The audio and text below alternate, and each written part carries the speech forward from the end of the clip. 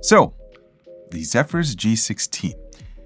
Around the time when this thing was launched into the market, I did a full review of the RTX 4080 and 4070 versions. And while it was really good in so many ways, from the rendering performance to battery life, there was one major issue.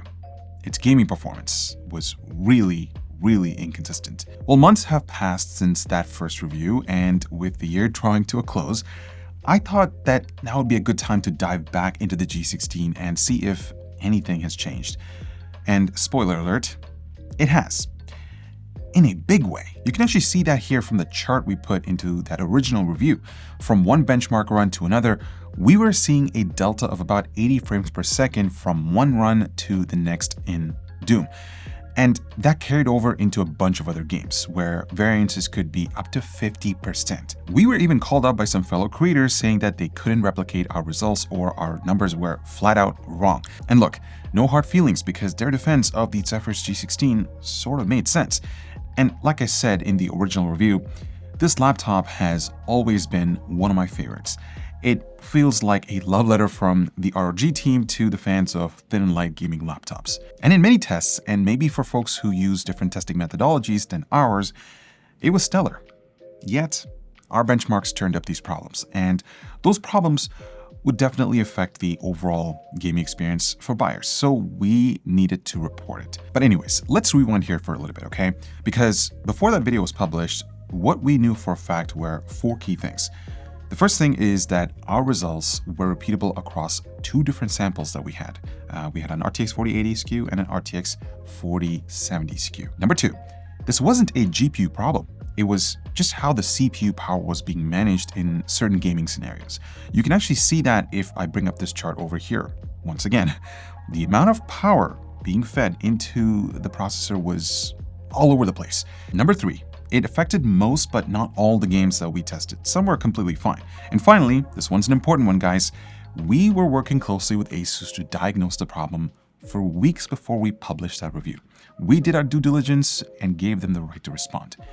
And during that time, their testing lab was able to recreate their frame rate variability that we were seeing. Now, an interesting side note is that while the G16 that we're talking about here used Intel's Meteor Lake Ultra 9 185H processor, we benchmarked another basically identical G16 with the Ryzen 9 AI HX370, and that one was simply perfect. Ironically, around the same time, we also identified performance variability in both 2D benchmarks and gaming with their ZenBook series laptops, which happened to pair up with, again, Meteor Lake processors. So I'll spare you the details of the dozens of emails and numerous phone calls that followed. What did actually happen was a really cool meeting during Computex. This was at our Airbnb, and I have to give huge props to ASUS because their ZenBook and Zephyrus teams spent hours with us just trying to recreate and diagnosing and troubleshooting what we found. And after all of that, certain fixes were tested, retested, and finally implemented in firmware 3.2.2 that started rolling out to the G16s at the end of August. Unfortunately, because of some freak breakdown in communications between ASUS and our team, we didn't learn about this until a few days ago. So, does it actually fix things? Well, these retests are pretty straightforward. We use the latest 3.2.3 firmware alongside Intel and NVIDIA drivers that are identical to the ones used in that initial review. So let's start with consistency, because this is where we were back in May. And this is where we are now. Yeah, other than expected run-to-run variance, we're seeing almost identical frame rates from one game to the next in Doom. And this was the worst offender before. Now, since we base all of our results on 4 separate benchmark runs, some games actually saw a pretty significant overall uplift.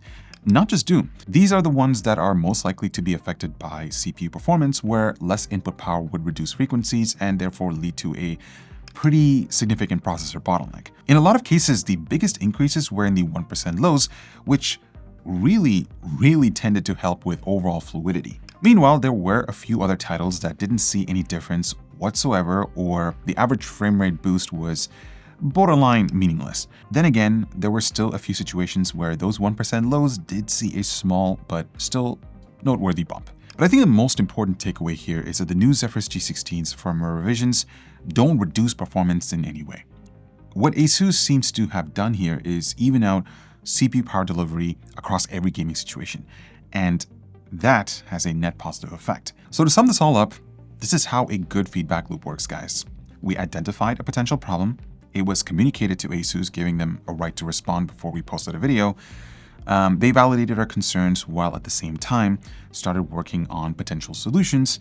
And here we are to say that, yes, we have a fix and it works perfectly. So in the end, everyone benefited. Gamers have a much better experience, and I hope ASUS will hopefully use what was found to make future laptops even better. And we got a privilege to be a small part of that. So is this once again my favorite gaming laptop? Well, yes and no.